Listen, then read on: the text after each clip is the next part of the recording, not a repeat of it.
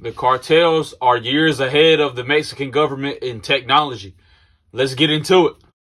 An experience. There's a border wall there, but it really isn't a border There's wall. no border wall. You get in a boat. You row over there. It takes 3 minutes. Or you can parkour. I recently posted up a bunch of videos of people parkouring over that wall. I saw it. Yeah. Look, I admire ingenuity. I admire people that find solutions to problems. Yeah. And watching that guy scale that goddamn wall like Batman. Yeah. I mean, it's amazing. Yeah, they're coming up with weird ways. Like I saw some people using powdered titanium to melt the bars on one of the slats. Powdered titanium. Again, I had to research it. Basically, it's powdered titanium burns at a very high rate, and when you start it, it's kind of hard to put it out. So they made this hole in this wall with some sort of powdered titanium mix. That's like that shit. What was that shit that they were talking about with 9/11, where all the conspiracy theorists thought that it melted steel? God damn it! Pyrene or something. Pyrite. Is that it? A tanner, something like that. I don't know. Tannerite? A word just popped in my head. I don't know if that's the one. Yeah. I feel like that's the stuff that you blow shit up with. Right now they sell these things they call breech pens. Like, and there's the for tactical applications. There's these pens, these sticks that you start and you can burn chains open and stuff like that with them. Really? Yeah. So it's basically a ghetto version of that is what they're using. In some of these places. And I know. I mean, the wall as they're making it.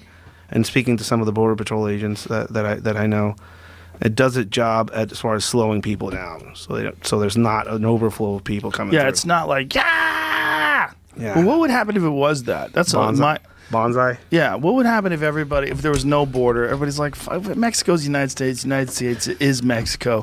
Have a good time. Yeah, that would be chaotic, of course. For how long though?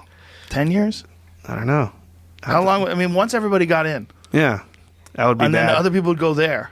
Yeah. I mean, what if the United States and Mexico came to a deal and they said, listen, we'll call. Wasn't there a thing that they were going to do? There was a North American agreement. There was they were trying to do that with the United States and set up a single currency. Yes. Yeah, there's a lot of conspiracy theories around the Amero. Yes, there was something like that. Like they were going to do it with Canada. We were all going to become one nation. I could see it with Canada, but maybe not. Mexico. Well, look, we could all spread all the good around. Yeah, and then also look, Mexico's got some awesome spots. Wouldn't it be great if U.S. industry moved in there? And lithium. Yes, and lithium. Maybe that's going to help. Lithium. Well, Colombia did a great job in eradicating all the problems with narcotics. I think it is really not all of them because they still have a guerrilla group down there that recently the FARC that went amnesty and then they got active again. But there's still a lot of cocaine being produced there. Yeah. But it's nothing like when Escobar. No. What did they do? Well, they were facing just a few criminal groups, large ones, and Mexico is facing a lot of them. That's interesting. They have the U.S. right next door that is pumping money into the issue directly. They don't have to fly in. No. Yeah, it's not a long plane flight. It's a short walk. Also, Mexico's a pretty big country. I think people kind of miss that also. It's a pretty big country. It's a pretty big country. Do you remember when there was a CIA drug plane that had several tons of cocaine on it and it crashed because the Mexican government wouldn't let them land and refuel? Yeah. Yeah. I mean, all sorts of conspiracy theories are around. Well, that was a real CIA drug plane that had been to Guantanamo Bay at least twice. Yeah. It was documented. Yeah. And they, for whatever reason, I mean, we're flying back with a lot of coke. Look at that.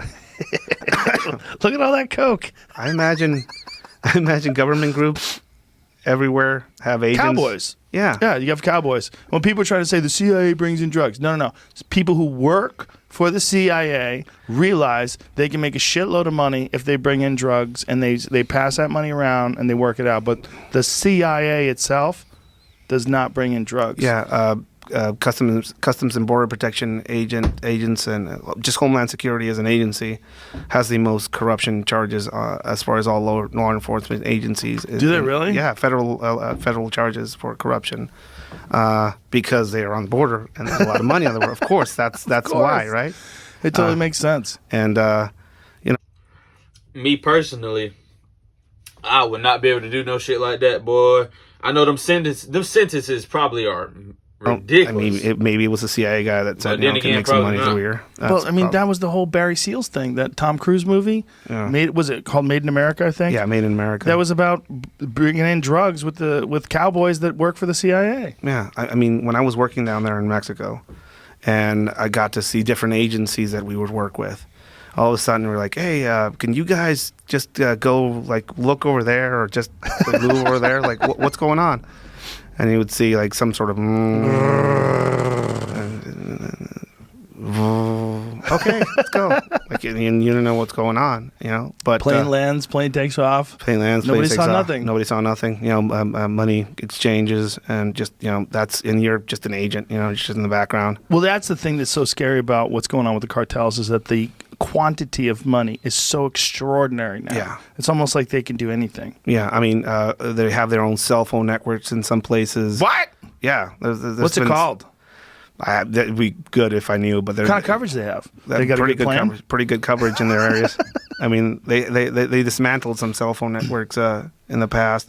Also, like whole cities with hidden cameras that are cartel controlled to see who goes in and out of the towns. Wow. Like So it's sophisticated. Oh yeah. So Mexican government is working with uniformed agents patrolling in pickup trucks in the back. And these guys are living in 2025 and using drones to surveil the patrols in the area. And they're using their own cell phone network so they don't have to be worried about government tapping into their communications. They're utilizing encrypted phone technology that is available now commercially throughout the world to get around some of these things. And they're working. They're constantly evolving in how they work.